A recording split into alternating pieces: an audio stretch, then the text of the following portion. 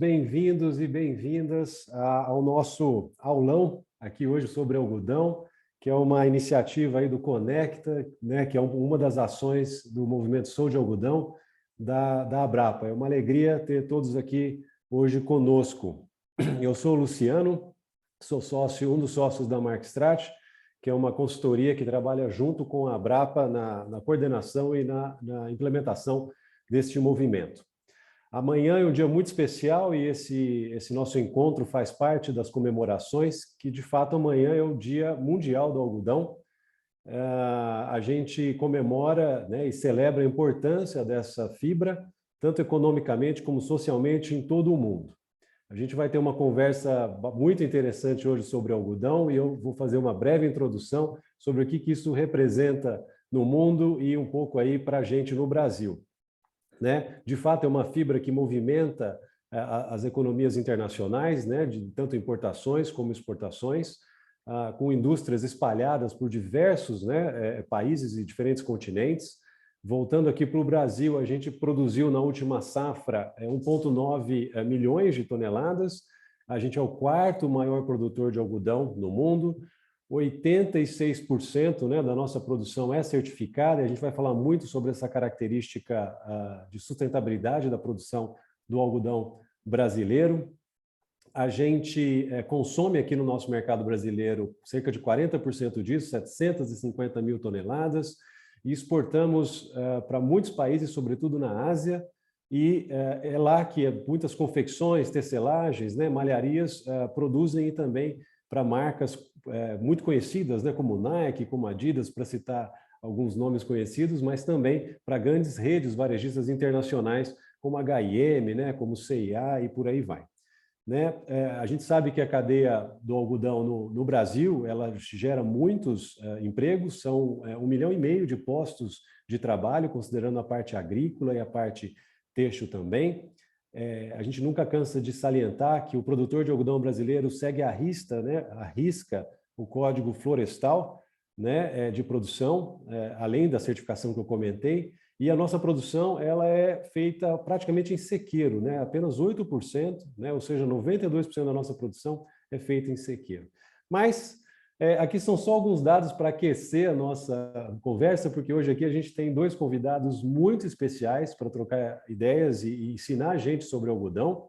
Eu vou estar recebendo aqui hoje, para esse nosso debate, aqui no Conecta, os senhores Márcio Portocarrero, né? O Márcio vai aparecer já aí na tela, legal. O Márcio é diretor executivo da Abrapa, né? Que é a Associação Brasileira dos Produtores de Algodão. E eu tenho também aqui o senhor Alderi Araújo, né, que é o chefe-geral do Centro Nacional de Pesquisa do Algodão na Embrapa, né, que é a Empresa Brasileira de Pesquisa Agropecuária. Já ele aparece aqui também com a gente na telinha. Só esses dois aqui, para conversar sobre algodão, então tem muito conhecimento, tem muita coisa aqui para falar. Então, mais uma vez, obrigado, Márcio, e obrigado, Alderi, pela presença. Vamos ver se o Alderi consegue abrir a câmera já, para que todos possamos vê-lo. Tá bom? Boa noite, Márcio. Tudo bem? Boa noite, tudo bem? Tudo bem. Prazer estar aqui falando do nosso negócio, né? Maravilha. Do nosso algodão. Maravilha, maravilha. Legal. Eu não sei se o Alderi está nos escutando e está conseguindo falar. Quer dar um alô para a gente, Alderi? A gente vai começando aqui enquanto você entra, né? Acho que sim. Pode ser. Pode ser, né? Tá bom. Muito bem. Legal. Falar do algodão brasileiro é falar de um caso de sucesso, né? O algodão, ele sempre foi, né, na história agrícola, né, Márcio, brasileira, né? Se a gente pensar na história da agricultura no Brasil, sempre foi uma cultura muito importante. E a gente vê hoje o algodão brasileiro, né, reconhecido como uma das culturas de maior uso de tecnologia, com certificações ambientais, né, com desempenho internacional muito interessante, mas teve um passado aí bastante desafiador, né, para chegar onde chegou. Sim. Então, para a gente começar essa conversa, Márcio, se você pudesse falar um pouquinho dessa jornada do algodão, né, por onde que a gente passou, né? E a gente sabe que tem aí pragas, tem infestações, tem muita coisa que aconteceu para que o algodão chegasse onde chegou. E fazer um pouco da tua visão dessa retrospectiva dessa jornada do algodão brasileiro. Legal, vamos fazer um resgate histórico. Legal. É, vamos lá. O algodão já era cultivado no nosso país aqui e no continente sul-americano desde a chegada dos colonizadores, pelos índios. Então, não é uma coisa nova. Se você vê um pouco de história, percebe que os índios utilizavam produtos de algodão É nas mesmo? eras remotas, né? Olha só. E depois desta fase de descobrimento e colonização do país, o Brasil passou um largo período como um grande produtor de algodão, né? Na década de 90, chegamos a cultivar mais de 4 milhões de hectares de algodão e com a chegada do bicudo do algodoeiro, que foi um marco aí, um corte muito grande no ritmo com que vinha sendo implantado o algodão no Brasil, a nossa cotonicultura foi totalmente dizimada e chegamos a ser o segundo maior importador de algodão do Olha mundo em só. 1996. Olha só, E né? o Nesse Marco, período, oi. desculpa te interromper, né? Regionalmente, essa produção estava onde quando chegou a quase 4, 5 milhões? É a mesma região que Então, estava hoje aqui? vamos lá. É. Nesse período que eu falei aí dos 4 milhões e 300, 4 milhões e 200 mil hectares de algodão, eram 24 mil produtores de algodão Olha só. que cultivavam algodão na região Nordeste, Sul e Sudeste. O que era esse algodão no Brasil? Agricultura familiar, com pequenas áreas, né, plantio e colheita manual, baixíssima produtividade e baixa qualidade de fibra, baixa tecnologia em geral. Mas aí a gente tem que fazer uma justiça. Nesse período da história, o Brasil não era líder em nada na produção agropecuária, né? A tecnologia não tinha chegado ainda. É. A agricultura era baseada na subsistência, gerávamos poucos excedentes e o agro brasileiro não fazia parte dos esteios que é hoje da economia Sim. brasileira, né? E um grande produtor de alimentos do mundo. Então, não é culpa desses pequenos produtores, mas era o momento que nós vivíamos. Aí, Luciano, em 1999, aconteceu o que nós chamamos de a retomada do cultivo do algodão no Brasil, né? Aí, nesse período, as lavouras migraram, então, para a região centro-oeste, com um emprego de alta tecnologia, plantio, traços culturais e colheita totalmente mecanizado. Os nossos produtores saíram do Brasil e foram conhecer o que se fazia na Austrália, nos Estados Unidos, e trouxeram muita informação, estimularam a Embrapa a fazer também testes dessas tecnologias e chegamos ao que nós somos hoje, cultivando 1.600.000 hectares de algodão, sendo o quarto maior produtor mundial e segundo maior exportador. Então, uma virada em pouco tempo, né?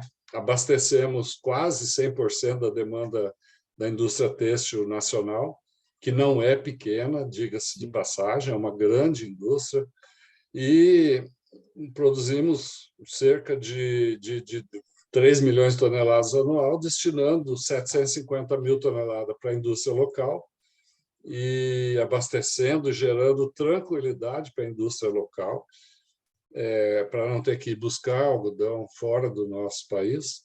E exportamos todo o excedente para a Ásia, né? China, Coreia do Sul, Vietnã, Turquia, Indonésia, Tailândia, a Índia. Hoje, o algodão brasileiro é reconhecido como algodão de qualidade. Os produtores brasileiros são reconhecidos como honestos e cumpridores de contratos, e isso gerou uma estabilidade muito grande nos negócios, nas relações comerciais. Conseguimos chegar a esses níveis de produção 100% mecanizada, com beneficiamento muito eficiente. E o que resultou aí é a melhoria da qualidade da fibra do algodão brasileiro, como eu falei, somos reconhecidos por essa qualidade e, ao mesmo tempo, implantamos um sistema de rastreabilidade extremamente eficiente que permite a identificação individual de cada fardo de algodão levando para o comprador, para a indústria têxtil, para a fiação, para quem queira, todas as informações necessárias sobre quem produziu, onde produziu, o laboratório que analisou, a algodoeira que beneficiou, a prensa que trabalhou a prensagem dessa fibra, até o resultado do algodão e os certificados da certificação socioambiental das fazendas, que nós vamos falar um pouco mais. Eu gostaria muito de ter a oportunidade de falar, porque eu acho que é um marco do algodão brasileiro. Então, para terminar essa parte aí, nós somos líderes mundiais na produção de algodão sustentável e o Brasil é reconhecido por isso. É uma grande conquista dos produtores de algodão brasileiros. E aí, enquanto o Alderi está se conectando, ali, Márcio, eu vou fugir um pouquinho do script. Tá? Vamos lá. Eu acho que nessa história toda que você contou, tem uma coisa muito bonita que aconteceu, que é justamente a associação dos produtores, né? O associativismo, no momento da criação mesmo da Associação Brasileira de Produtores de Algodão, e no momento que eles entenderam que esse movimento, essa história toda poderia ser construída de forma coletiva, né? E se pudesse só contar um pouquinho de como é que foi isso, legal. Porque eu acho que isso serve de exemplo, né, para tantas outras cadeias produtivas e outros setores econômicos no Brasil. Cara, Luciano, obrigado. Foi muito bom poder falar disso. A Abrapa, ela nasceu há 23 anos atrás, junto com as associações que representam os estados produtores de algodão. Quase todos nasceram ao mesmo tempo, com o objetivo de promover a produção de algodão, agregar a maior tecnologia existente e tornar isso um negócio rentável para possibilitar a rotação de culturas, que agronomicamente é extremamente necessário. Nós representamos 100% das exportações de algodão brasileiro, 99% da área cultivada com algodão do Brasil e 99% da produção. E temos um sistema de governança estabelecido muito transparente, muito ético, já discutindo avanços aí para os critérios de ESG, trazendo para dentro das propriedades produtoras de algodão esses conceitos e discutindo a questão do carbono. Quer dizer, sempre estamos um pouco adiante da média geral das outras cadeias produtivas brasileiras. Isso se deve ao fato de que a grande maioria dos nossos produtores são empresários hoje, do agro. Eles têm uma visão diferente da forma de produzir e trouxeram esse conceito para dentro da entidade que eles criaram, né? Isso torna muito fácil avançar com qualidade, sustentabilidade, rastreabilidade e com marketing muito forte fora do Brasil e dentro do Brasil, que tem que ter a correspondência na verdade, né? Nós não podemos só fazer o marketing pelo marketing, temos que ter garantia para todos que queiram checar as informações da promoção do nosso produto, a veracidade desse trabalho. E essa é uma meta da nossa associação, que tem uma força muito grande e é diferente, como eu disse, da média geral das entidades representativas no Brasil, porque elas estão ainda numa fase de chegar nesse caminho. E nós já estamos trilhando esse caminho há muito tempo. Maravilha. E a gente vem acompanhando isso e atesta de fato, né? Muito bom. Senhor Alderi, que bom vê-lo aqui conosco. Boa noite, honra, né? Luciano. Boa noite. Boa noite, Márcio. Boa noite, Alderi. Tudo bem? Quanto tempo? Tudo em paz, hein? Que bom que o senhor está aqui. Temos uns probleminhas aqui, mas a gente está conseguindo, já consegui agora. Acontece. Esse mundo online não tem jeito, né? Ô, Luciano, antes da Alderi falar, eu tenho que fazer justiça. A grande parte de tudo que a gente tem no algodão do Brasil se deve à Embrapa. Que legal. E elas têm sido parceiras o tempo todo. Essa tecnologia de extremo avanço que está implantada no Brasil começou lá, quando a gente levou o problema para eles e eles só nos trouxeram soluções até hoje. Não é só agricultura empresarial, agricultura familiar. Todos os níveis de produção de algodão são vanguarda comparados com os nossos maiores concorrentes, inclusive aqui dentro da América do Sul, o Brasil é referência. Mas não só isso. Quando nos deparamos com a concorrência lá fora, Estados Unidos, Austrália, o Brasil ou está em condição de igualdade ou está um passo adiante. Isso se deve a essa grande parceria que a gente sempre teve. Muito bom. Obrigado, Pronto. Márcio. Mais uma vez, boa noite. Obrigado, Márcio. Alderi. Alderi, se pudesse continuar um pouco a fala do Márcio, justamente falando um pouquinho do papel que a Embrapa vem tendo, né, na agricultura brasileira, com ênfase aí no algodão. Eu acho que tem questões de manejo, tem questões de adaptação, né, a diferentes regiões. Imagina sair do sul para ir para o sul-nordeste, né, ir para o Cerrado. Se puder falar um pouquinho disso, e boa noite, que bom tê-lo aqui. Vamos em frente. Boa noite mais uma vez a todos os presentes. Um prazer imenso estar aqui compartilhando um bate-papo aqui com esses amigos de longa data, né? Estou com 25 anos de algodão, um quarto de século, né? Então, realmente, para nós da Embrapa é um prazer imenso estar sempre participando a cada ano dessa grande festa que é o Dia Mundial do Algodão, né? Exato. E a Embrapa é uma empresa pública, né, que foi fundada em meados da década de 70, quando o Brasil era grande importador de alimentos e matérias-primas agrícolas, né? E a Embrapa Algodão foi criada aqui em 1975, no momento em que o algodão brasileiro se localizava, como o Márcio já citou aí, fundamentalmente no semiárido, né? A gente tinha aqui, aproximadamente, o Brasil tinha em torno de 4 milhões de hectares, só o semiárido devia ter aí por volta de 3 milhões de hectares de algodão. No entanto, Luciano, esse algodão era um algodão com baixo aporte tecnológico, ele é um algodão basicamente quase extrativista, né? Porque, só para você ter uma ideia, nós tínhamos aí um rendimento de fibra de 90 a 140 quilos por hectare.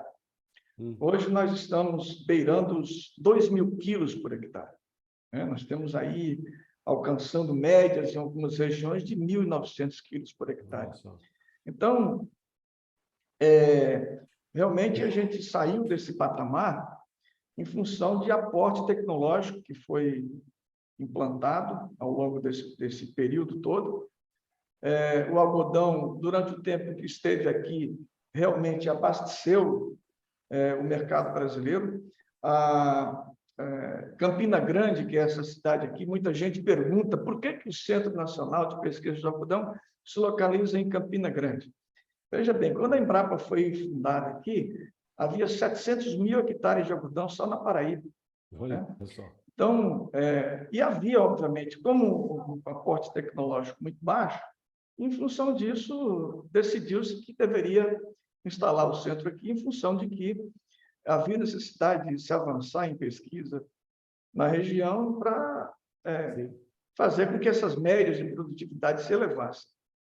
Mas nós, quando nos instalamos aqui, veio depois o lançamento de cultivares mais adaptados à região, com maior resistência à seca e tudo mais, mas o sistema em si não permitia que se fizessem aportes significativos como a gente tem hoje, porque o algodão era arbóreo e aí ele não ficava, era perene. Quando terminava o ciclo de produção no final do ano, quando era feita a colheita, se soltava o gado dentro do algodão para o gado se alimentar. O gado fazia a poda do algodão e ele rebrotava, voltava a produzir e o ciclo continuava. Ano a ano era assim. Só que com a praga do bicudo, isso tornou-se inviável. O sistema de produção se tornou-se inviável. Porque o bicudo, qualquer folhinha de algodão que estiver emitindo qualquer tipo de cheirinho de algodão, ele vai correr atrás, né?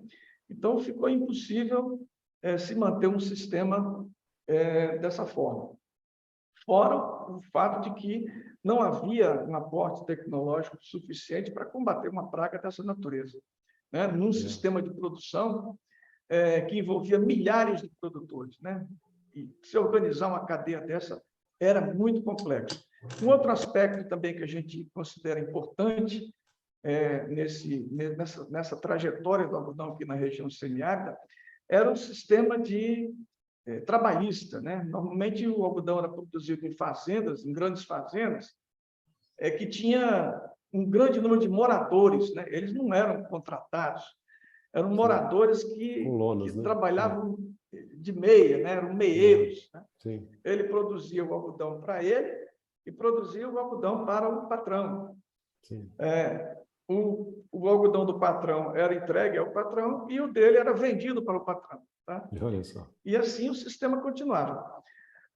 Na década, quando foi em 1988, né, com a Constituição de 88, os direitos trabalhistas do trabalhador urbano também foi transferido para o trabalhador rural. E aí essa mudança na legislação trabalhista fez com que os produtores, os fazendeiros, né, que detinham a terra e trabalhavam, tinham os moradores como meeiros, não suportaram a carga de direitos trabalhistas e tudo mais, e terminou, o sistema terminou passando por uma crise significativa, muitos trabalhadores abandonaram o campo, as fazendas foram transformadas em áreas para pastagem, etc. E todo esse contingente de trabalhadores que estavam envolvidos com a lida com o algodão, terminou ocupando as periferias das grandes cidades, das cidades de porte médio, e hoje a situação se alterou profundamente. É importante lembrar também que no período do início do século XX, mais ou menos, até a década de 30, Campina Grande era um grande entreposto comercial de algodão. Era o segundo maior do mundo. A cidade, inclusive, era conhecida como a Liverpool brasileira. Olha só. Mas não produzia algodão, mas tinha era um entreposto comercial importante. O algodão era trazido para Campina Grande das cidades vizinhas e dos estados vizinhos e era transportado para Recife através de uma ferrovia, e que essa ferrovia, inclusive, hoje é utilizada, Luciano, no São João para o pessoal, é o trem do forró, né?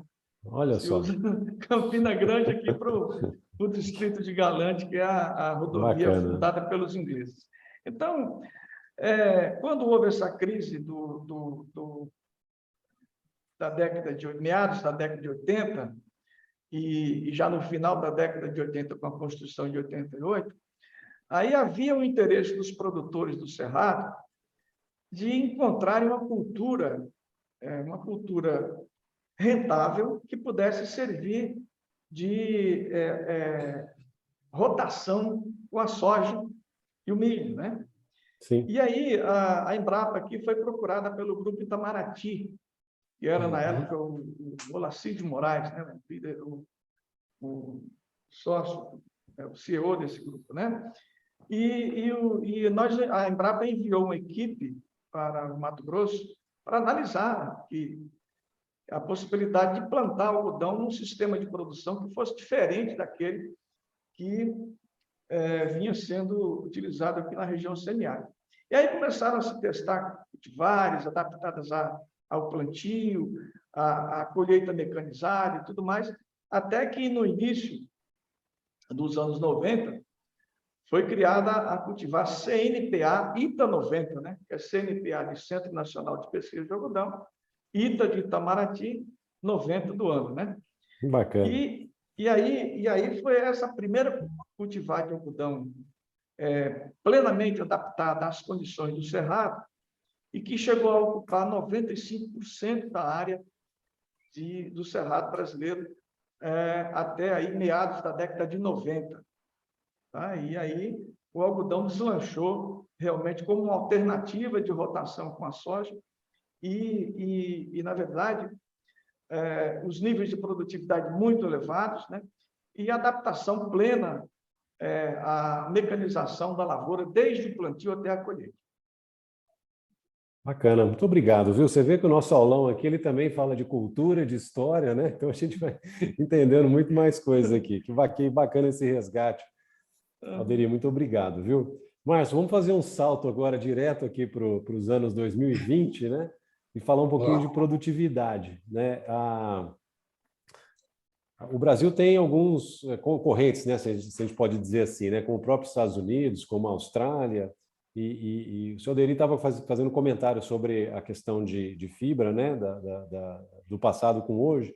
Quando a gente olha o Brasil, vis-à-vis com essas outras regiões produtoras, tanto em questão de quantidade, né, pensando em toneladas por hectare, ou pensando em índices de qualidade, né, como que a gente se posiciona? Ajuda a gente a entender um pouquinho como que o Brasil se posiciona do ponto de vista de eficiência produtiva. Bom, vamos lá.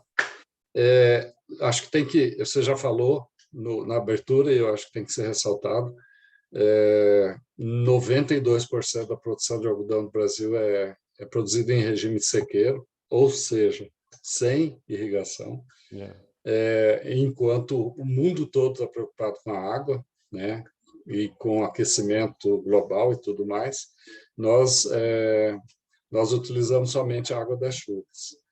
Comparando com a Austrália, que é um concorrente com alta qualidade, 80% da área de algodão australiano é irrigado. E nos Estados Unidos, em torno de 37%, 40% com irrigação. Então, nós temos essa vantagem de largada, né? De sermos sustentáveis e contamos com a natureza a nosso favor. E, Márcio, desculpa te interromper, é que para mim é tão interessante isso, né? A gente é uma cultura de rotação, né? Igual o senhor Alderi estava comentando, quer dizer, a gente entra para aproveitar a mesma área que foi produzida alguma coisa e ainda faz isso sem água, né? Pois, com água da natureza, com do água da regime hídrico natureza, natural. exato. Bem colocado. Chove na hora certa, graças a Deus. Bom, agora, em relação à produtividade, tem alguns fatores que levam ao ponto que eu vou chegar. Somos líderes mundiais na adoção do sistema de plantio direto, não só de soja, milho, algodão e outros cereais. E isso coloca o Brasil também adiante da concorrência.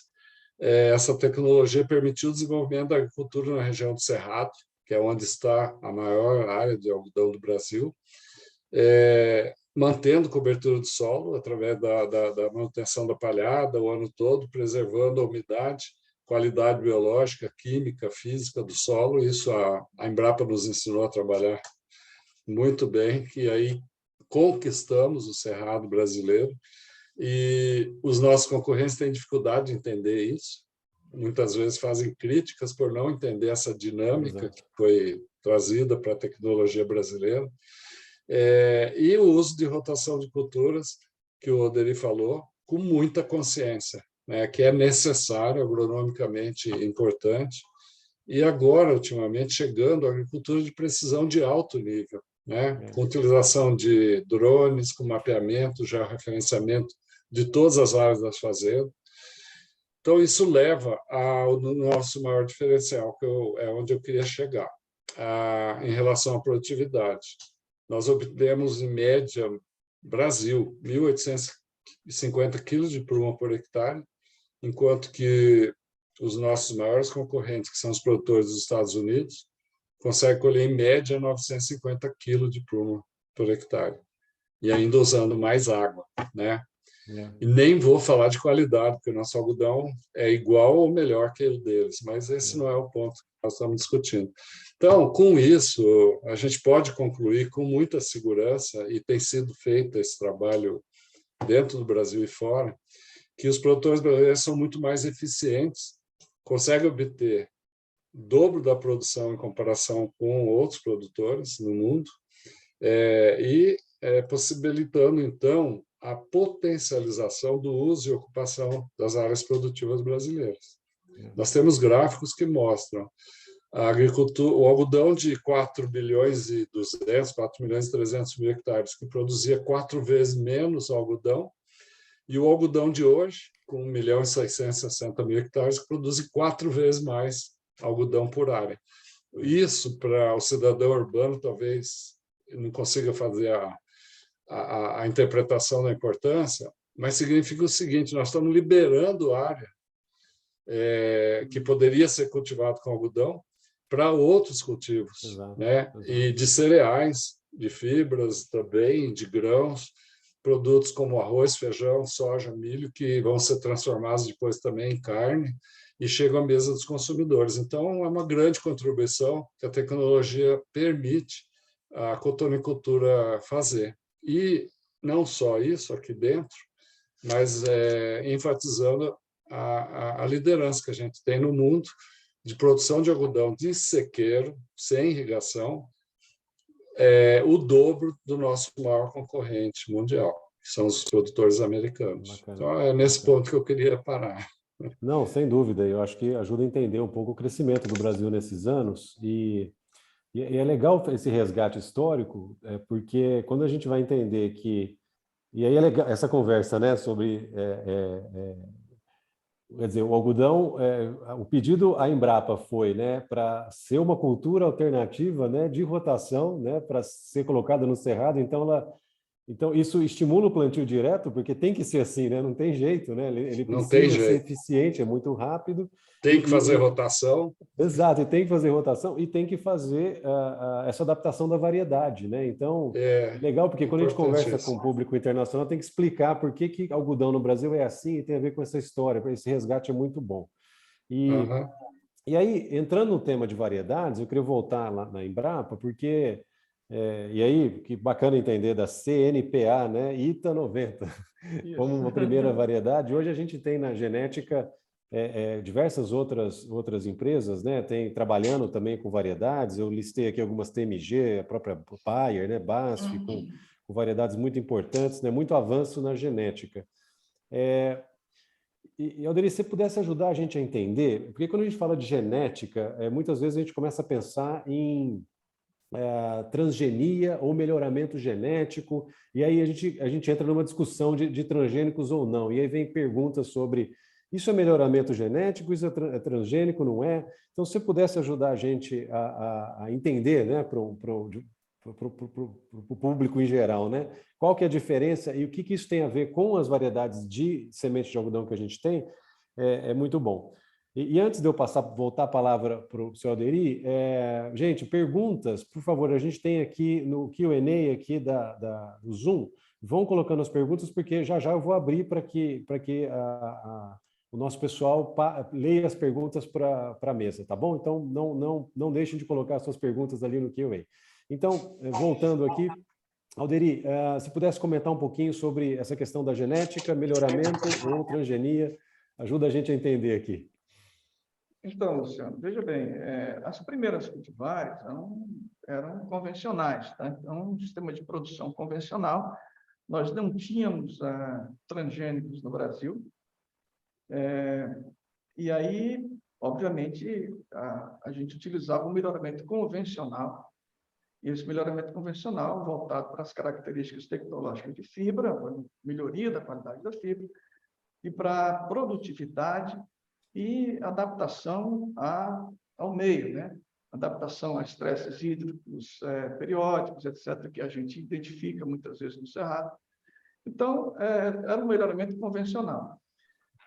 Com o advento dos transgênicos, então nós, inclusive o Brasil, teve um atraso na entrada dos transgênicos, né? E teve também uma questão que eu acho que é importante, que é um marco importante em todo esse processo, que é a Lei de Proteção de Cultivares, a Lei de Patentes, né? que fez com que as empresas multinacionais se interessassem por fazer melhoramento genético no Brasil ou trazer cultivares para o Brasil para entrar no mercado de sementes. A Embrapa dominava esse mercado de sementes. Eu acho que, às vezes, as pessoas perguntam, mas a Embrapa saiu do mercado. Não, a Embrapa é uma empresa pública e ela vai aonde ela acha que tem alguma coisa interessante lá. depois ela sai e entrega para quem Exato. quiser. É o papel de desbravar, né? Você abre Isso, uma avenida de desenvolvimento, né? exato. Então, é uma locomotiva limpa trilho, né? Exato. E aí, na verdade, o que aconteceu com o algodão no Cerrado foi isso. A Embrapa tinha o melhoramento dela, o programa de melhoramento dela, como tem até hoje. O melhoramento era convencional. As empresas, a partir do momento que elas viram que existia um mercado de sementes, elas entraram para esse mercado de sementes, começaram a chegar essas empresas no Brasil com variedades. Algumas faziam melhoramento nos seus países originais, depois traziam para cá o material apenas para testar, depois começaram a realizar programas de melhoramento aqui no próprio país e começaram a lançar cultivares e oferecer alternativas para os produtores. Tá? A Embrapa se tornou mais uma empresa, não deixou de ser a única para ser mais uma. Tá? E isso, para nós, é importante. Importante que o produtor tenha acesso a diferentes materiais genéticos, diferentes alternativas para plantar, e o produtor passou a ter isso a partir desse momento que as empresas multinacionais começaram a entrar no Brasil com a segurança jurídica que a Lei de Proteção de Cultivares permitiu. Agora, nós atrasamos um pouco com essa questão do transgênico, por questão regulatória. O marco regulatório para os transgênicos no Brasil demorou a sair. Isso demorou para a Embrapa, como uma empresa pública, começar a trabalhar nessa área.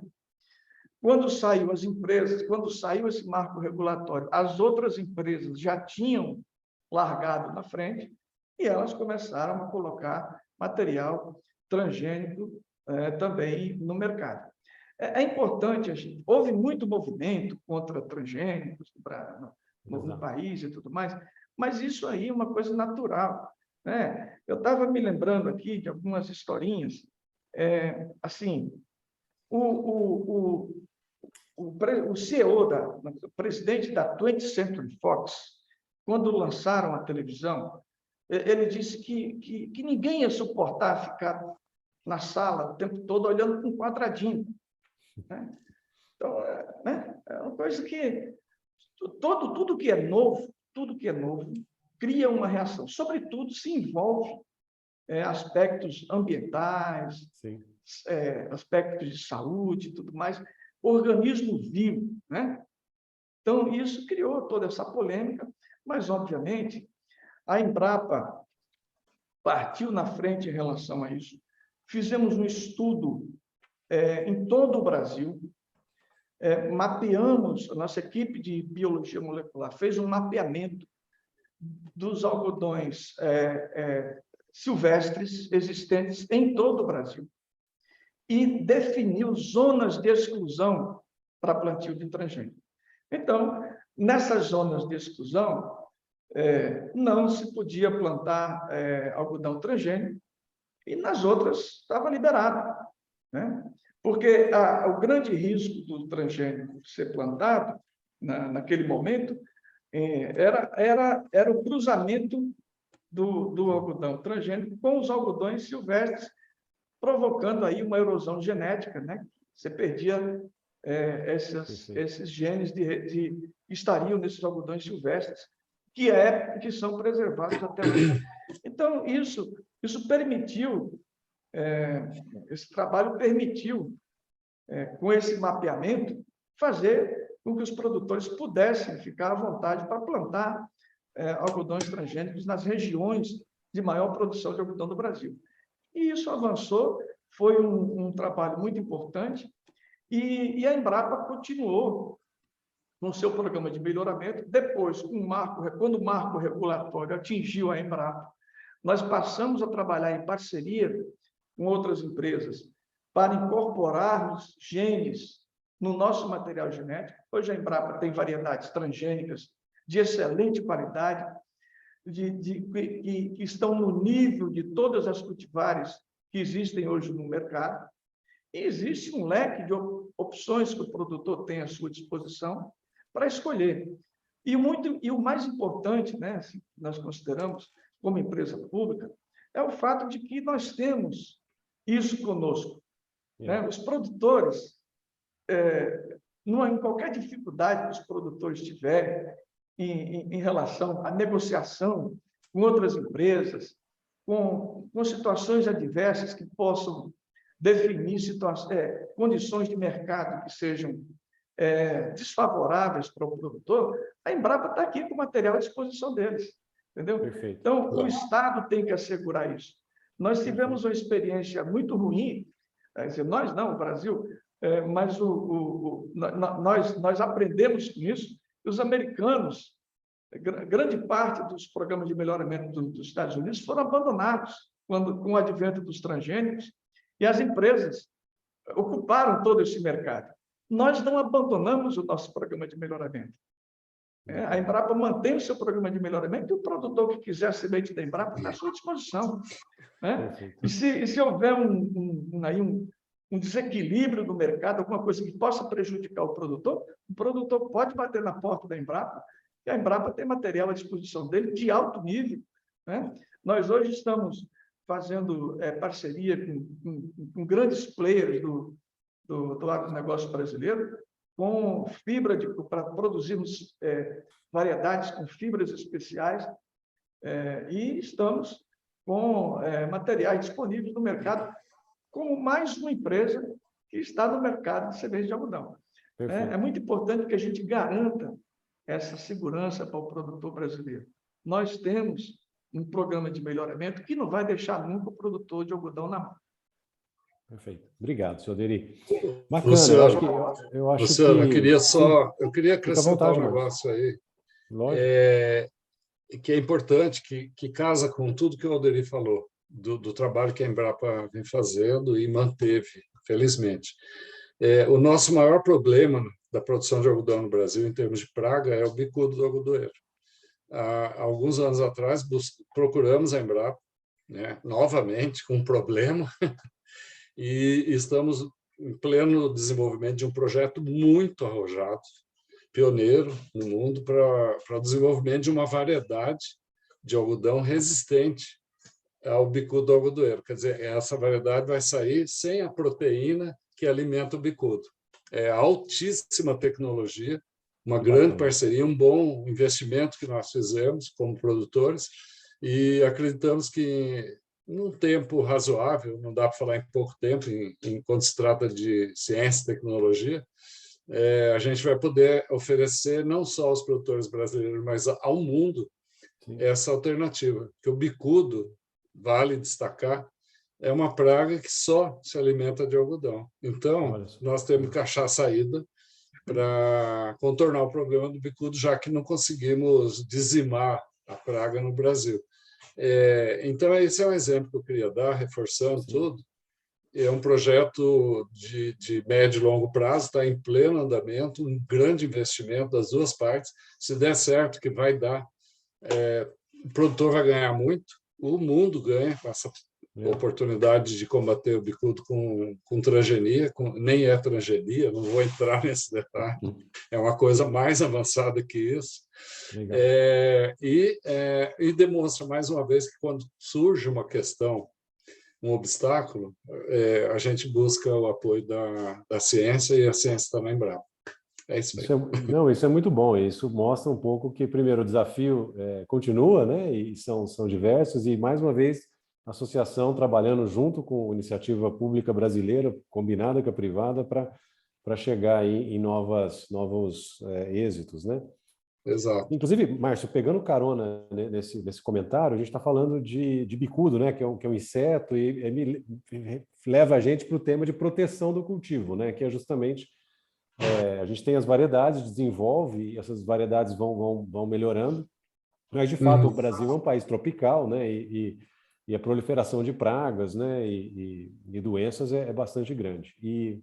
Então, assim, de fato, é uma cultura como outras, né? De novo, né? Dentro de um país tropical, precisando de proteção de cultivos. Estou falando de agroquímicos nas suas pulverizações, né? Para o controle dessas pragas, né? Desses insetos, doenças. Fala um pouquinho disso, né, dessa aplicação de Beleza. produtos, como que isso é controlado, como que isso é feito, de certa forma, pelos produtores. Bom, como você mesmo adiantou, nós cultivamos tudo num país tropical. E a agricultura tropical subentende-se abundância de tudo, né? O clima favorável, umidade, né? Fertilidade que nós conseguimos administrar e um regime hídrico muito, muito bom para o cultivo. Isso traz junto, quando eu falo de abundância de pragas e doenças também.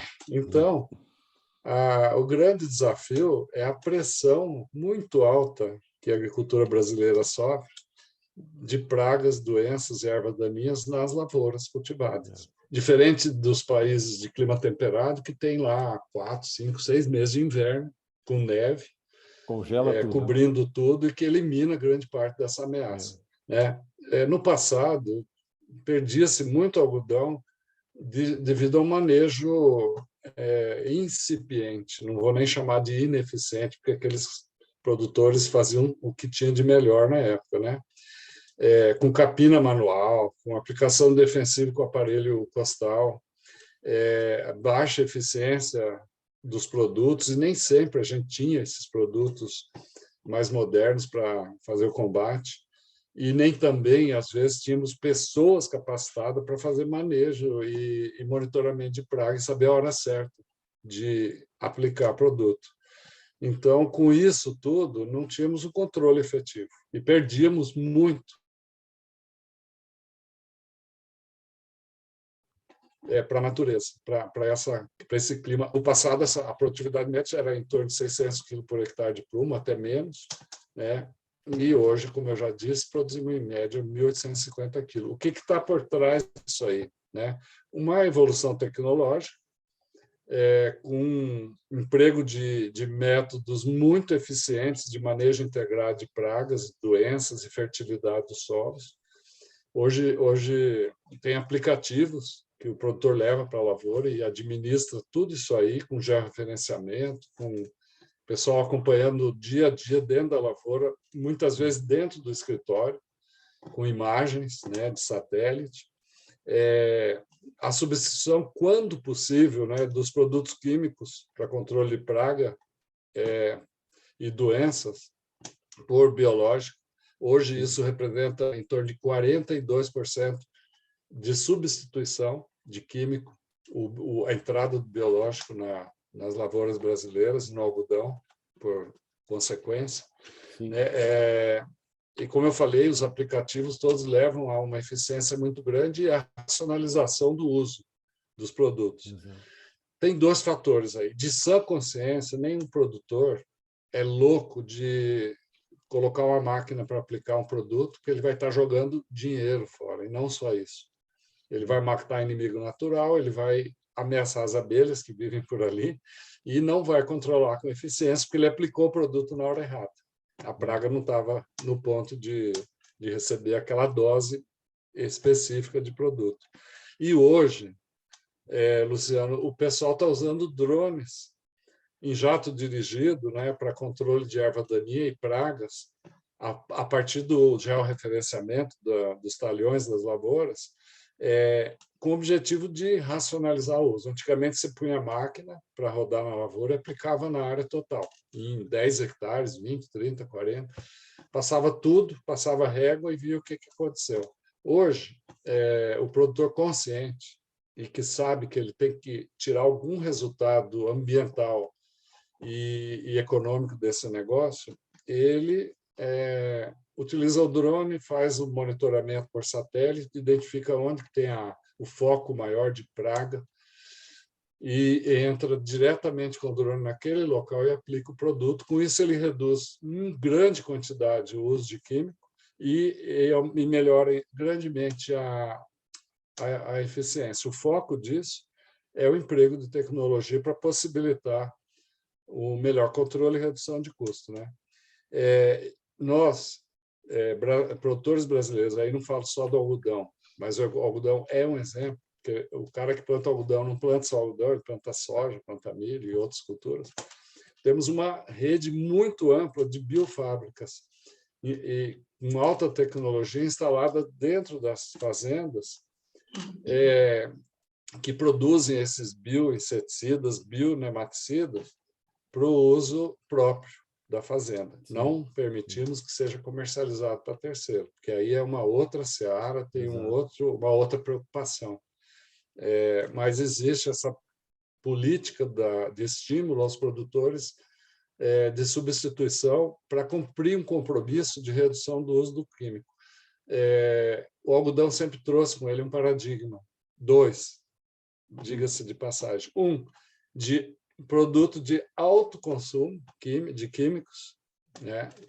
Que hoje está vencido, não somos mais, eu vou falar disso já já. E o outro é do trabalho escravo, infantil, análogo a escravo, coisa que está nos filmes aí, desde a colonização dos Estados Unidos até aqui no Brasil. Não é mais assim, né? E eu vou falar mais tarde. Eu queria ressaltar aqui que o Brasil é um dos países que produz mais alimentos e fibras com a menor quantidade de defensivos químicos no mundo. E eu vou exemplificar isso aí. Comparando um estudo que foi recentemente feito pela Unesp de Botucatu, Universidade de São Paulo, de agronomia, comparando o emprego de pesticidas, vamos chamar assim, que é o nome certo, e a área plantada, e também a quantidade de produto agrícola produzida, o Brasil é o 13º entre os 20 países estudados. É o 13º, não é o primeiro, nem o segundo, nem o quinto, nem o sexto. E isso em relação à quantidade de químico versus produção versus área cultivada. Países europeus como Itália, França, Espanha, Alemanha, Inglaterra, Polônia, estão na frente do Brasil em consumo. Cabeçam ali. Japão, Coreia do Sul, Austrália, Canadá, Argentina, Estados Unidos empregam muito mais defensivo que o Brasil. Então, aí é o ponto que eu queria chegar. Para quem está nos ouvindo, pesquisem, não entrem na onda do terrorismo. Tá?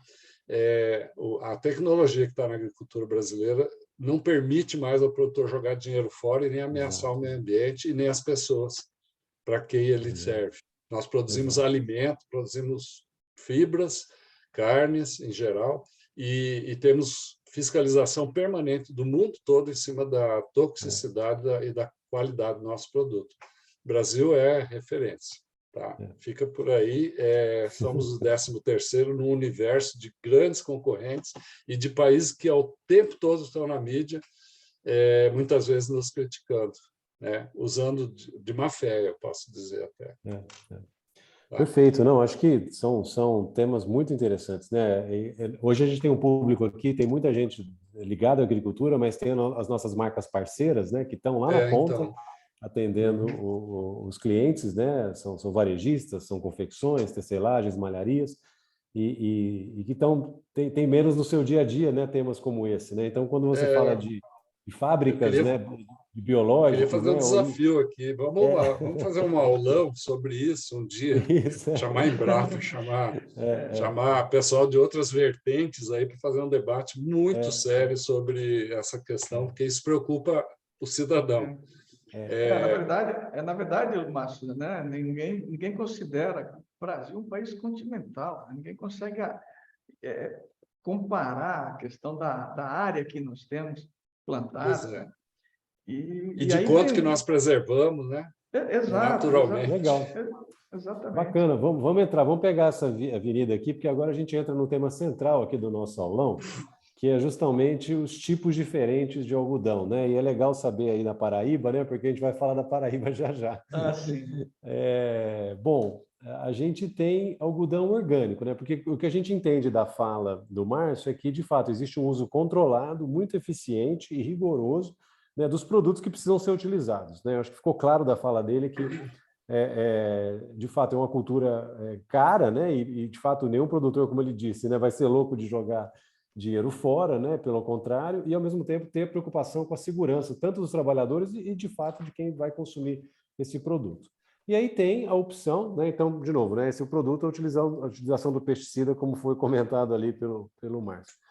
E aí tem a opção do algodão orgânico, né? Então, explica para a gente, né, ajuda a gente a entender, Alderi, que é o algodão orgânico, um pouquinho da realidade dele hoje no Brasil. É difícil encontrar? Não é difícil encontrar? Muitas marcas, né, inclusive no movimento Sou de Algodão, né, que a gente está vestido aqui, muitos consumidores, muitas marcas parceiras nos perguntam a respeito do algodão orgânico. Então, a gente queria contar com o teu conhecimento para falar um pouquinho sobre isso para a gente. Veja, Luciano, essa questão do algodão orgânico foi uma alternativa que a Embrapa encontrou de fazer com que os produtores, muitos produtores do semiárido brasileiro, não deixassem o negócio. Porque nas condições em que o algodão é produzido no Cerrado, em grande quantidade, com um aporte tecnológico de insumos muito elevado, seria muito difícil para os pequenos produtores da região semiárida, como é a região, todos os estados do Nordeste, produzir algodão em volume, que pudesse, não é competir, mas pudesse se somar a toda essa produção de algodão que já é obtida na região do Cerrado brasileiro. E aí a alternativa que foi entrada foi, primeiro, foi o algodão colorido, né? Nós tínhamos um programa de melhoramento de algodão colorido. O algodão colorido já existe na natureza, mas as características intrínsecas da fibra, que a gente chama de características intrínsecas, aquelas características que permitem a fiabilidade do algodão, transformar o algodão em tecido de qualidade. Esse algodão que existia na natureza, colorido, naturalmente, não tinha essas características. Então, a Embrapa iniciou um programa de melhoramento para incorporar essas características que permitisse ao algodão ser fiado com segurança e permitir fazer tecido de qualidade com esse algodão. Então, no final da década de 90, início da década de 2000, foi lançada a BRS 200, primeira variedade de algodão transgênico, de algodão colorido, né, no Brasil, e essa variedade ela ficou ali guardada, sabe, na prateleira, não tinha muito interesse. Mas aí a gente teve um grupo privado aqui da Paraíba que nos procurou, né, para ver se a gente tinha alguma coisa interessante, diferente, que eles pudessem colocar à disposição dos produtores. Então, nós disponibilizamos essa cultivar de algodão colorido. Veja, isso aí despontou, realmente bombou, né? Digamos assim, essa cadeia do algodão colorido terminou virando um consórcio, né, chamado Natural Fashion, depois a Coop Natural, que ficou grande, muito grande, teve que abranger 35 indústrias de confecção aqui na Paraíba. E depois o mundo começou a se interessar, porque essas peças de vestuário começaram a ser exportadas principalmente para a Alemanha e para a França. E então se estudou a possibilidade de ter um sistema de produção para o algodão colorido que fosse também diferenciado, né? O algodão colorido já era naturalmente colorido, não fazia o tingimento. Se somaria a isso aí um sistema de produção orgânico, né? Ou um sistema de produção agroecológico, né? Que tem diferenças nisso, né? E, bom, uma vez que o algodão colorido passou a ser cultivado com um sistema de produção de baixos insumos, né, sem aplicação de pesticidas e com um controle mais a miúde assim, de pragas, mais assim, com manejo cultural, né, e tudo mais, com uma série de práticas culturais. Então, isso terminou fazendo com que alguns produtores passassem a se interessar por produzir algodão branco orgânico também, né? Tá. É importante lembrar essa questão do orgânico, que produto orgânico demanda muita mão de obra, né? Você não consegue produzir, por isso que ele é caro, né? Sim. Você vai no supermercado, na gôndola lá, o alimento orgânico é o que tem mais, que o Custa mais, né? preço é mais elevado, né? Porque ele demanda muita mão de obra. Então, começou a se produzir o algodão branco também orgânico, tá? Bom, como esses algodões, tanto orgânico quanto colorido, é produzido em pequenas propriedades, tá? É importante lembrar isso, porque não é fácil você produzir, e ninguém testou ainda isso, ninguém avaliou isso ainda, produzir algodão orgânico em grandes propriedades, ou com propriedades próximas da forma como a gente percebe no Cerrado brasileiro. Então, é preciso a gente separar as coisas. O que nós vimos em termos de oportunidade para os produtores do semiárido com algodão colorido e algodão orgânico? Nós vimos a possibilidade de ele ter um produto diferenciado que não iria estar ao lado ou competindo com o algodão de alta produtividade e algodão produzido em larga escala do Cerrado. Ele iria atender a um nicho de mercado, um produto diferenciado e que tivesse um maior valor agregado.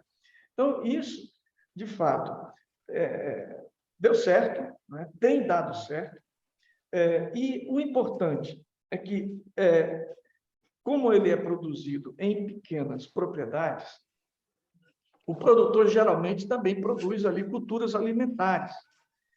E aí a Embrapa passou a desenvolver sistemas de produção que envolvesse a culturas intercalares, né? Culturas alimentares intercalares com o algodão, ou culturas em sucessão, ou aquilo que nós chamamos em algodão em consórcios agroalimentares. É o algodão plantado juntamente com culturas alimentares. E isso, o que tem gerado? Né? O que resultou disso? Resultou que o produtor tem o alimento, né, que ele vai plantar lá o feijão dele, o milho, outras culturas que ele deseja plantar lá, até coentro já se planta junto com o algodão, e ali ele tem o alimento e tem a renda, porque algodão é uma cultura que gera renda. Aí nós costumamos dizer o seguinte, que o algodão produz alimento e o alimento produz roupa. Inclusive, Alderi, a gente tem umas fotos aqui que a gente pegou ali contigo, né? Se talvez a gente possa dividir enquanto o Alderi está falando, pode, um pouco pode dessas dividir fotos. quando a gente vai conversando Acho que aqui. fica mais interessante para o nosso público aí também. Tá? Que bacana. E só para dar uma ordem de grandeza, Alderi, a gente estava falando de 750 mil toneladas que a indústria têxtil brasileira consome. Sim. A gente estava falando que volumes que a gente fala mais ou menos em... A gente estava falando quase de 2 toneladas por hectare, né? 1.850 quilos por hectare, só para a gente ter uma ideia de quão especializado e quão específico é esse segmento, né? Veja, Luciano, esse algodão é todo vendido, tá? Quer dizer, dificilmente alguém armazena esse algodão. Tá. Ele já é produzido praticamente sob encomenda, né? Existem produtores, existem compradores já definidos para esse algodão. Geralmente o produtor produz a quantidade que ele vai já vender. O nível de produtividade é muito abaixo daquele que a gente obtém no Cerrado, só para você ter uma ideia. Enquanto nós temos aí no Cerrado 1.900 a quase 2.000 quilos hoje, né, Márcio? O Márcio falou aí de uma produtividade de 1.800 quilos, né, por hectare, em média, né? Média. Nós temos aqui uma média, Luciano, de 700 a 800 quilos por hectare de algodão em caroço, né? Sim. Se você considerar a pluma, a gente vai aí de 250 a 300, né? Em média, na média mesmo, a gente fica aí em torno de 265 quilos por Entendi. hectare de pluma, tá? Então, imagine, de 1.800 para 266. E é importante, né, para o público nosso entender a dimensão de quando a gente fala nicho de mercado, né? O que isso significa. Isso, mas aí alguém pode perguntar assim, poxa, mas isso aí, o pessoal, o pequeno produtor consegue o quê com isso? Olha, gente, o produtor consegue renda. Ele sai Lógico, que eu acho que é o grande tema, né? É o grande tema aqui. Exatamente. Ele consegue colocar o filho na escola, ele consegue se alimentar, que ele tem alimento produzido junto com o algodão, e ele consegue vender esse algodão por um preço diferenciado e consegue manter sua família, educar sua família. Ele consegue viajar com esse, lógico, né? lógico, sem Fazer a dúvida. reforma da casa dele. Então, isso... E essas Exato. pessoas ocupadas ali, tá? Que é muito importante. Exato. Tá? Obrigado. Bom, eu acho que a gente aqui está percebendo o quão democrático, né? Aqui a gente está vendo umas fotos do algodão colorido na Paraíba, né? Então, é muito bacana. Aqui a gente estava falando anteriormente sobre o algodão convencional. Então, para o nosso público, né? A gente está falando de algodão orgânico, agroecológico, a gente está falando de algodão colorido, a gente falou do algodão convencional, mas eu acho que é hora também, e talvez seja um dos temas aí quase finais aí da nossa conversa, a gente falar um pouquinho de talvez um outro tipo de algodão, que é o algodão brasileiro responsável, né? Que é um algodão, quando eu comentei que 86% da produção brasileira é certificada algodão brasileiro responsável, então a gente não está simplesmente falando do algodão branco convencional, né? A gente está falando do algodão brasileiro responsável. Eu vou pedir para o Márcio explicar melhor para a gente isso, né? Que característica de diferenciação é essa e por que ele precisa ser bem entendido pelo mercado nacional e internacional, Márcio? Vamos lá. Eu vou pedir para compartilhar aí algumas lâminas que a gente preparou para poder explicar melhor. O Brasil, nós, a Abrapa, temos, junto com as associações estaduais, um programa de sustentabilidade do algodão brasileiro, uma certificação por terceira parte, que, como você falou, Luciano, chama Algodão Brasileiro Responsável. Temos uma parceria com uma entidade internacional, que é o BCI, Better Cotton, que eu vou explicar algo mais da onde vem e para que serve essa parceria. E temos também um outro programa de certificação que certifica a conformidade das unidades de beneficiamento do algodão, que na maioria das vezes estão dentro das fazendas. Então, isso transforma o algodão brasileiro em algodão sustentável, transforma o Brasil em líder mundial na produção de algodão sustentável certificado. 42% de todo o algodão do mundo sustentável, com certificação, com verificação de terceira parte, é produzido no Brasil. E nós temos esse programa que é 100% brasileiro, tem 183 itens de verificação e atende toda a legislação nacional do trabalho, a CLT, a NR31, que é específica para o meio rural, todas as normas da Organização Internacional do Trabalho e toda a legislação ambiental e Código Florestal Brasileiro. Além disso, os produtores, quando aderem ao programa de certificação, eles assumem o compromisso de melhora contínua nas suas fazendas. Então, todos os anos, nós levamos para o protocolo novos desafios no que se refere a boas práticas agrícolas, melhor forma de produzir. Ressaltando aí que 100% das fazendas produtoras de algodão certificadas são auditadas todos os anos por empresas que são credenciadas internacionalmente.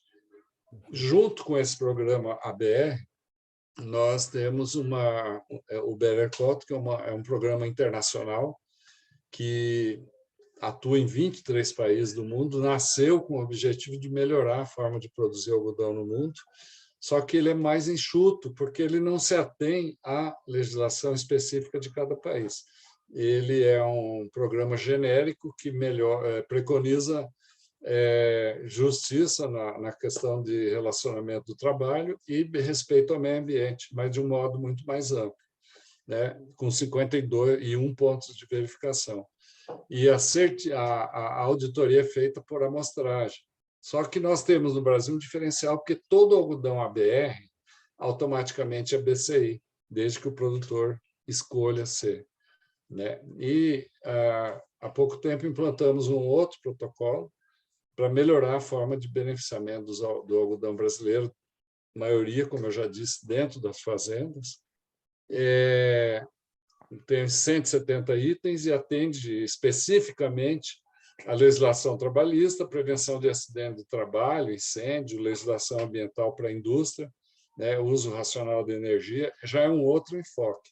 É uma indústria dentro da fazenda, né, e boas práticas de beneficiamento. Isso ajuda a melhorar o desempenho das algodoeiras, que nós chamamos assim, e melhorar a qualidade do algodão obtido nessas algodoeiras, pelo um fato muito importante que eu gostaria de destacar antes de passar para o outro slide. Para se ter um programa de certificação dentro de uma loja, dentro de uma rede de magazine, dentro de uma indústria ou dentro de uma fazenda, as pessoas que trabalham nesse estabelecimento, nesse local, têm que ser constantemente treinadas, estarem motivadas e convencidas de que cada um tem um papel lá dentro para fazer o melhor. Porque elas vão ser auditadas todos os anos e questionadas, se não estiverem agindo da forma combinada. Sim. E tem que ser dado total transparência para esse processo, para que o mercado venha verificar se é verdade que é feito dessa forma. Queria passar para o próximo. O nosso programa, ABR-BCI, ele foi construído em base em 3 pilares, que são os pilares da sustentabilidade, né, socialmente justo, ambientalmente correto e economicamente viável. E dentro de cada pilar desse estão os pontos de verificação que estão na prancheta dos auditores que vão nas fazendas, né? Então, ele vai lá verificar se toda a mão de obra dentro da fazenda é legalizada, se o trabalho é justo, alinhado com as normas da OIT, se é feita a justiça às pessoas que estão lá dentro, com creche para as crianças, com lazer para todas as pessoas que vivem dentro da fazenda, alimentação digna, pousada dentro das normas internacionais, com colchão adequado, com ventilação dentro dos quartos e tudo mais. E o mais especial aí é saúde e segurança do trabalho. É um ponto de bastante peso na nossa certificação. Depois vem o pilar ambiental, que preconiza a preservação de todos os recursos naturais dentro da fazenda, a correta destinação dos resíduos. Vale ressaltar aí que dentro de uma fazenda certificada é feita a coleta seletiva de todo o lixo da fazenda. E as pessoas têm que ser conscientizadas disso, porque esse lixo vai ser destinado para o local correto, para reaproveitamento, reciclagem. É um avanço muito grande, né? A utilização sustentável de energia, água e, como eu disse antes, a introdução anual de conceitos de boas práticas agrícolas e industriais. E o pilar econômico, que não poderia deixar de estar presente, é a gestão sustentável do processo agrícola. Isso tudo é muito próximo do que hoje está sendo divulgado no mundo todo como o desafio de ESG, né? A questão social, ambiental e econômica. O desempenho e eficiência da fazenda tem que provar que o negócio é viável e que gera retorno financeiro. Pode ir para o próximo. Os critérios aí de certificação, eu só queria dar um destaque aí para não ater demais, que o auditor vai verificar na fazenda se todos os empregados lá têm contrato de trabalho atualizado e em vigor.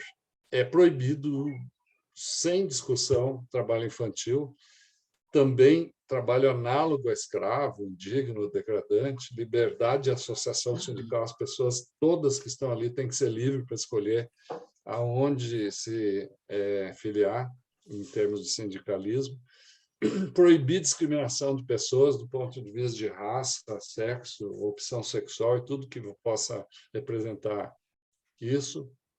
A segurança, saúde e meio ambiente do trabalho, desempenho ambiental da fazenda tem que ser completo, a água tem que ser avaliada e analisada todos os anos para ver se a qualidade dessa água que chega ao consumo humano e animal é condizente com as normas do Ministério da Saúde. E tem pontos nesse protocolo que tem 183 itens que vão ser verificados. O 2, que é a proibição do trabalho infantil. O 3, que é a proibição do trabalho indigno, análogo a escravo, degradante. O 4, que é a liberdade de associação sindical. E o 5, que é a proibição de discriminação de pessoas, eles são inegociáveis. Qualquer fazenda, por mais certificada que esteja, e que um auditor observe um desses 4 pontos, ela é desclassificada imediatamente. Pode passar para o próximo, para mim.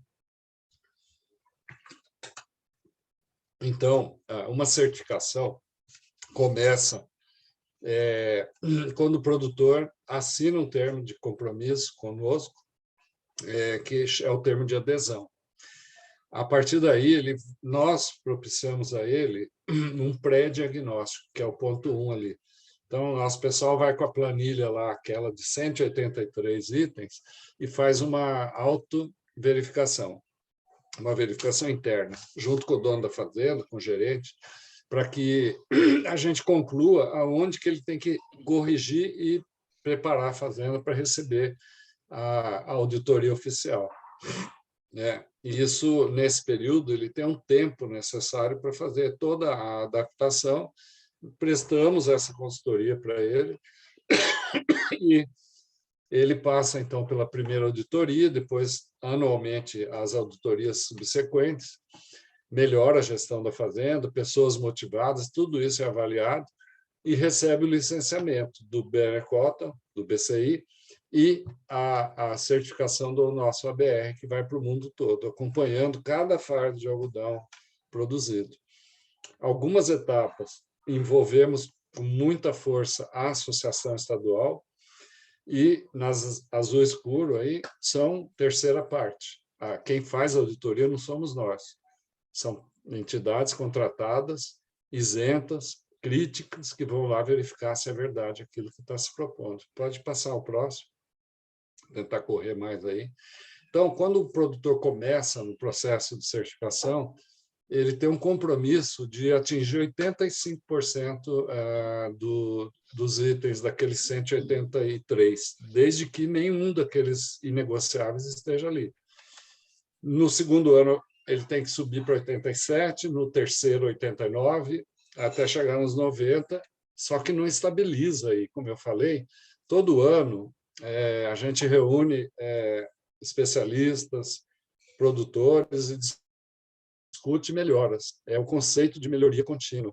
Então, o protocolo nunca para nos 90, porque todo ano ele tem mais desafio para chegar perto do ideal, né? Então, elas têm que evoluir a cada safra, alcançar o patamar mínimo e se comprometer a continuar melhorando permanentemente. Pode ir. O próximo. Quem certifica, como eu disse, são entidades credenciadas no mundo todo. Qualquer país do mundo que queira questionar a certificação do algodão brasileiro vai bater nas portas dessas 3 entidades que estão aí. A gente renova essas parcerias e troca uma ou outra dessas certificadoras cada ano, para não criar vínculos delas com os produtores. Uma das grandes parceiras é a BNT, que é brasileira. A outra, internacional, é o Bureau Veritas, que é uma credibilidade muito grande no mundo todo. E também, da mesma forma, o Genesis Group, que é internacional e atua no Brasil, e faz a auditoria individualizada em todas as fazendas. Pode ir para o próximo. Como que a gente vem evoluindo aí com esse negócio, que é educar o produtor a fazer. Não é muito fácil chegar com uma planilha lá com 183 pontos para ele melhorar a forma de produzir e ele aceitar e fazer isso imediatamente. Então, nós viemos lá desde 2010, 11, com esse processo, começamos aí com em torno de 47% da produção nacional certificada e hoje estamos com 86% de toda a produção de algodão do Brasil certificada. O que isso representa? Praticamente 86% das fazendas brasileiras são auditadas, certificadas, os produtores assinam um compromisso de responsabilidade de produzir da melhor forma que houver. E isso, como eu disse, coloca o Brasil na posição de liderança mundial. Pode passar para o próximo. Quem está por trás desse negócio, né? É o mundo. É aquela pessoinha que vai numa loja em Londres, vai em Paris ou vai aqui no Brasil, em qualquer magazine ou loja, e quer saber se, ao comprar alguma coisa, não está contribuindo para um dano ambiental ou para um trabalho indigno, degradante, ou está sendo contaminado por alguma coisa que possa fazer mal à saúde ou ao meio ambiente. Então, esse é um movimento do mundo que começou com os consumidores, uma exigência, fortaleceu muito com a pandemia, as pessoas tomaram uma nova consciência, a ameaça de aquecimento global e dificuldades hídricas pelo mundo afora.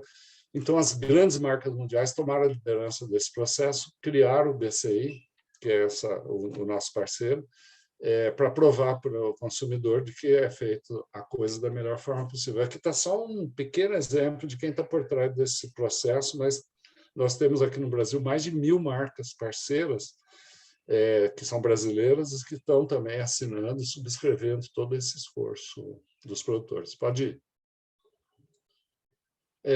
O que pode ser visto aí, para terminar, como benefício para uma fazenda certificada? Resultados econômicos, ambientais, a perpetuação do negócio para a família que está ali explorando aquele negócio, a baixíssima rotatividade de funcionários, então eles são treinados e ficam trabalhando naquela fazenda porque eles se sentem bem, tratados com dignidade e com respeito, produtividade sempre crescendo, porque é a otimização do uso de todos os insumos, de racionalização, acesso ao mercado, porque isso abre portas, o mundo vem buscar esse algodão para cumprir compromisso da Adidas, Nike, Calvin Klein, Tommy e outras, a Renner aqui no Brasil, a Reserve e outros grandes parceiros. E hoje o sistema financeiro está acenando para os produtores, reconhecendo esse esforço em dar desconto no acesso desses produtores ao crédito, para financiar suas atividades, com um rebaixo nos juros. Esse é um grande ganho também que o produtor leva para o bolso dele pelo esforço que ele fez para fazer melhor. Além do que eu falei no início, de satisfação de quem está dentro da fazenda, todos, engajamento das pessoas, salário justo, digno, crianças, filhos nas escolas, em creche, transporte para essas crianças, se tiver que ir para uma cidade estudar e voltar para a fazenda, ou que o pai vá para a cidade dormir com a família e volte para o trabalho no outro dia. Tudo isso é banheiro químico dentro da lavoura, é uma coisa que não existia na agricultura anteriormente, aí, muito atrás. E, como eu disse, 100% do cumprimento da legislação. O que começou esse processo de reeducar o produtor? Ele cumprindo 100% a legislação trabalhista e ambiental, ele está livre da fiscalização do Ministério do Trabalho, do Ministério do Meio Ambiente e outras fiscalizações de Ministério Público, porque ele cumpriu a lei, ele está dentro do certo, do correto. E todo mundo sabe o que tem que fazer para continuar sendo correto, né? Então, implanta sistema de controle, de gestão de resultado dentro da fazenda, preconiza, e isso leva para o futuro a agricultura naquela fazenda, a saúde do solo, o uso eficiente da terra, o uso eficiente da água e a redução do uso de insumo. Essa é a base do nosso processo, o mundo reconhece isso, nós conseguimos provar para o consumidor que tudo isso que está sendo dito aqui é verdade, que ele pode interpelar as certificadoras ou as fazendas produtoras e verificar ponto a ponto, para ver se é isso mesmo e se é verdade. Nós não mandamos fazer um selo na gráfica e colocamos no fardo de algodão. Atrás desse licenciamento aí, ambiental, socioambiental, tem um trabalho muito grande de mudança de comportamento. É isso aí. Acho que aí eu Legal, fiz questão de Márcio. mostrar algumas coisas para poder esclarecer um pouquinho mais, porque é um assunto que o Brasil está evoluindo, as outras cadeias estão começando a discutir, nós já estamos desde 2005 praticando isso e educando o sistema nosso para que seja melhor. Bacana, Márcio, obrigado. Eu acho que é bacana você dividir isso para dar dimensão, né, do que esse processo, como eu falei, né, são esses diferentes tipos de algodão, e aqui a gente está falando do algodão brasileiro responsável. A gente teve várias perguntas, né, que foram chegando aqui ao longo da nossa... Eu queria pedir licença a você, pedir para alguém levantar aí um slide, só para arrematar tudo isso que o Márcio falou, com um programa que nós estamos desenvolvendo na Embrapa, que é um programa para identificar o que a gente usa menos quando a gente aplica tecnologia em qualquer cultura, mas especificamente na cultura do algodão. Nós lançamos um livro há pouco tempo, chamado Tecnologias Poupa Terra. Tá? Então, aí a gente vê, só para você ter uma ideia, qual era a área plantada com algodão em 1975, nesse gráfico, e qual é a área plantada hoje, e o que a gente está obtendo de produtividade. Então, isso aí é uma coisa impressionante, e essa tecnologia agregada à cultura do algodoeiro, ao longo desse período, evitou aí o uso de 18 milhões e 500 mil hectares no Brasil, que significa uma área equivalente aos territórios de Portugal e Hungria. Nossa! Então, é uma coisa impressionante.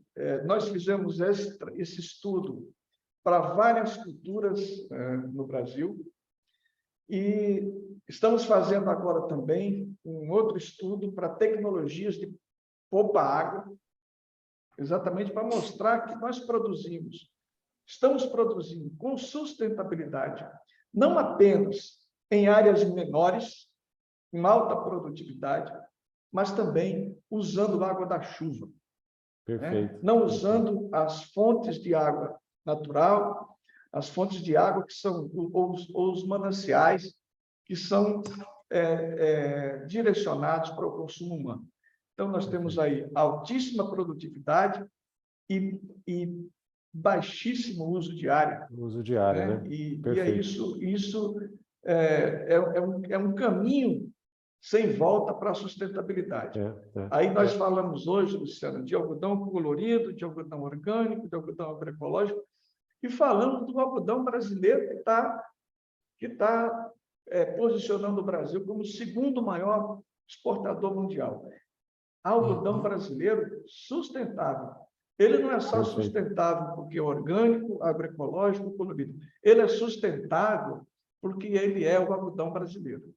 Perfeito, gente. Eu quero ficar dentro do tempo. A gente já tá dando tempo aqui para a gente encerrar, né? Eu acho que teve várias perguntas super interessantes que já foram, de certa forma, muitas delas cobertas aqui, né? Tem perguntas sobre controle biológico, sobre se a gente consegue aumentar o controle biológico, se a gente consegue suprir a demanda mundial com o algodão orgânico, o agroecológico. Tem perguntas aqui sobre diferença de terminologias, né? O que é regenerativo, o que não é. A gente tem no Movimento Sou de Algodão uma base de informações para responder, né? Além de consultar o senhor Alderi, o Márcio ainda, para mandar para vocês essas respostas. A gente, infelizmente, em função do tempo, não vai conseguir responder exatamente nesse momento cada uma das questões aqui. Eu queria dizer que foi uma honra, né, ter, né, o Márcio e o Alderi aqui. Como eu disse para vocês, né, são duas personalidades do algodão, representando a Abrapa, né, a Embrapa, com uma história belíssima, né, e duas organizações que se fazem muito presentes nos desafios atuais, como a gente pôde perceber aqui. Né? Eu queria agradecer mais uma vez, não sei se fique à vontade, Márcio, Alderi, se quiserem fazer uma palavra final, mas encerrar para a gente ficar dentro do tempo. Tá, ó, vamos lá então pelo tempo. Eu lancei um desafio aí da gente abrir uma outra live aí para falar um pouco de uso de produtos químicos, de água, a forma de produzir, e gostaria de manter isso, convidar a Embrapa para estar junto conosco nisso. E só para terminar, agradecendo a todos que vão ouvir essa nossa fala aí, porque a gente precisa falar com a sociedade, é necessário, a gente fala muito para nós mesmos. E dizer o seguinte, alguém falou de agricultura regenerativa, analisando profundamente o conceito de agricultura regenerativa, é tudo isso que a gente vem fazendo, tá? Com consciência. É a tomada de consciência do empresário rural, pequeno, médio, mini ou grande produtor, para implantar sistemas preservando tudo que ele tem de patrimônio para o futuro, para quem vem depois dele. Isso a gente já falava há 20 anos atrás. Hoje virou um conceito.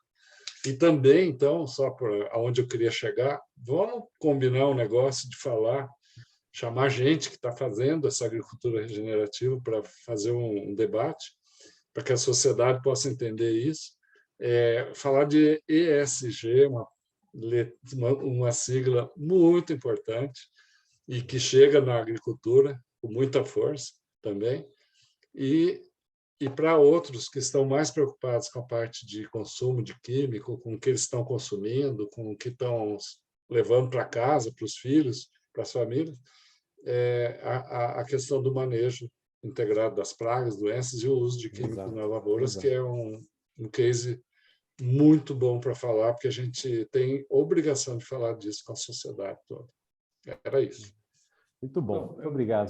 Seu Alderi?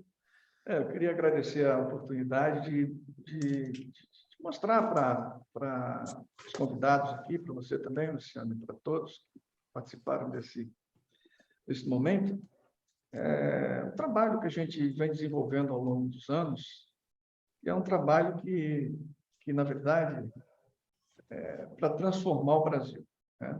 O Brasil é um país do agronegócio, é um país que alimenta 900 milhões de pessoas hoje no mundo, e é um país que produz fibra de qualidade, e está ao lado da Abrapa nesse momento.